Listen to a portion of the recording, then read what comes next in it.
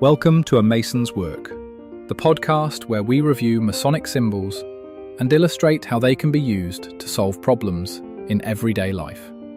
With your host, Brian Mattox, a proud member of the Craftsman Online Media Network. Expression of ideas like brotherly love through the symbolism of the trowel may seem at the surface to be relatively straightforward. You know, everything you do should be done with love and kindness. But I think if you sit down and reflect on it mentally, there's a lot more to explore, particularly in the mechanisms and the methods we use to express that brotherly love and affection to folks in their times of need or what have you.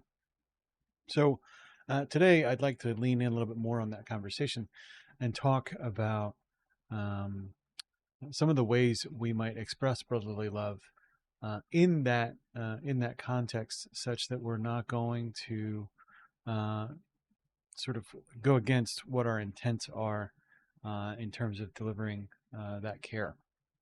So I think it's pretty obvious that the way we care is going to vary from person to person, that we have default sort of modalities in how we do that. So some folks care by spending time and attention. Some folks care by providing space and compassion. Some folks care, by maybe thoughtful inquiry. And every one of those expressions might be the right thing at the right place at the right time. As we start to review and think about what those expressions might be, it becomes pretty obvious, I think, for most folks that the situation that you might be faced with as a lodge or as an individual will necessitate different types of care at different times. When someone is grieving, for example, it's not the time necessarily to go into sort of investigative inquiry. It's more maybe a time to express care and compassion, or maybe acts of service or kindness, thoughtfulness, getting flowers, that kind of stuff. Every one of those sort of acts of care and compassion will again vary based on the situation. So as we evaluate how to apply and when to apply,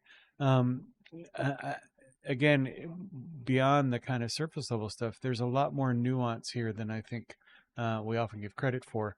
And for as much as there is the nuance in how we express that brotherly love and compassion to others in specific situations, there's also the need to apply those same principles to ourselves and our own behavior and to the community at large. So things like being compassionate and careful with yourself, care-filled with yourself, making sure that you have using all the tools of Freemasonry, looking on a longer timeline, understanding, for example, that perhaps a mistake you may have made or an error in judgment is almost never permanent.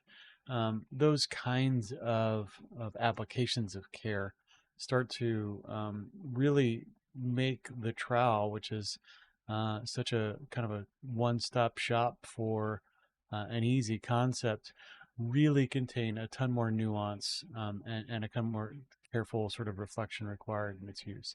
So while you're reflecting this week, spend some time reflecting on the trowel. The views represented in this podcast are those of the speaker alone and are not representative of any grand or subordinate lodge.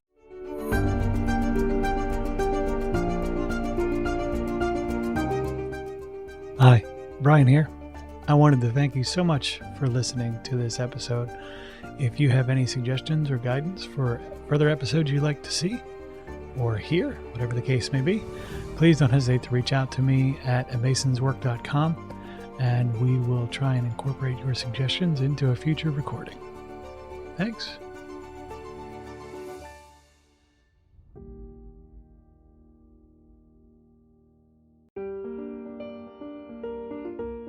Freemasonry teaches us that the true work is within, a lifelong journey of reflection, discipline, and discovery.